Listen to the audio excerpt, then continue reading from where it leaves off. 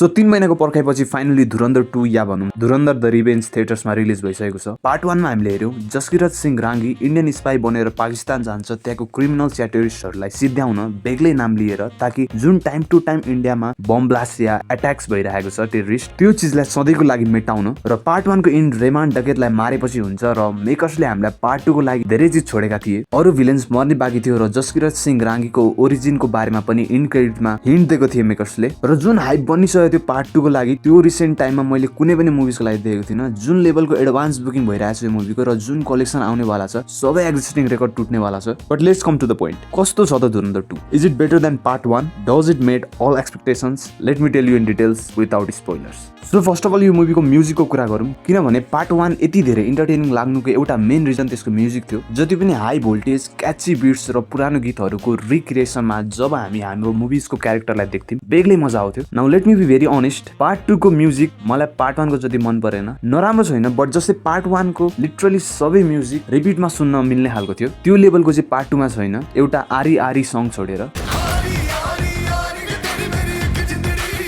But I understand, किनकि part 2 मा सबै गीत सिन सँगसँगै चल्छ। पार्ट 1 मा गीतकै लागि मात्र बेग्लै सुट गरेको टाइपको छैन, सिन सँगै चल्ने खालको छ। तर पार्ट 1 मा त्यो जरुरी पनि थियो, किनभने क्यारेक्टर्स बीचको बिल्डअप गर्न जरुरी थियो। र अर्को कुरा, पार्ट 2 थ्रु आउट सिरियस टोनमा रहन्छ। कमेडी एलिमेन्ट्सहरू भनेको क्यारेक्टर्सले जुन रफ वर्ड्स युज गर्छन् डायलगमा, त्यसकै थ्रु आउँछ। र मुभीको स्क्रिन प्लेको कुरा गर्ने हो भने स्क्रिन प्ले एकदम टाइट छ, कहीँ पनि टाइम वेस्ट गर्यो जस्तो फिल हुँदैन। बट एउटा कुरा के चाहिँ चित्त बुझेन भने मलाई, आई वाज एक्सपेक्टिङ जसकिरतको ओरिजिन स्टोरीमा मुभीको धेरै पोर्सन रहन्छ, मेकर्सले त्यसलाई अलिक धेरै टाइम दिन्छन्। बट त्यस्तो थिएन र यत्रो लगभग 4 घण्टाको मुभी हुँदा पनि मुभी छिटो गइरहेछ। कुनै कुनै ठाउँमा अलिक टाइम दिनु पर्थ्यो, तर छिटो गए जस्तो फिल हुन्छ है फर्स्ट हाफमा। मुभीमा एक्टिङको कुरा गर्नु पर्दा सबै एक्टर्सले बवाल एक्टिङ गरेका छन्। बट आई मिस्ड रेमान डकेत, किनकि रेमान डकेतको जस्तो इन्टेन्सिटी मेजर इक्बालको क्यारेक्टरलाई हेर्दा फिल हुँदैन। जमिल जमाली र सञ्जय दत्तको डायलग्समा चाहिँ लास्टै मजा आउँछ है। र मेरो लागि लिस्ट फेभरेट पर्फर्मेन्स चाहिँ धुरन्धरको यो दुईटै पार्ट हेर्दा उजेर बलोचको क्यारेक्टर प्ले गर्ने एक्टरको हो। I feel he didn't suit for the role as much as others. And यो मुभीले 3-4 वटा सिन्समा इमोसन पनि पार्छ है। It's not just action and thrill, there are good emotional scenes and त्यो सिन्सहरू जसकिरतको या भनौँ हमजाको क्यारेक्टरसँग रिलेटेड सिन्स हो। एन्ड यदि तपाईँहरू बडी साहब चाहिँ को रहेछ भनेर हेर्न एक्साइटेड हुन्छ भने जब तपाईँ थाहा पाउनुहुन्छ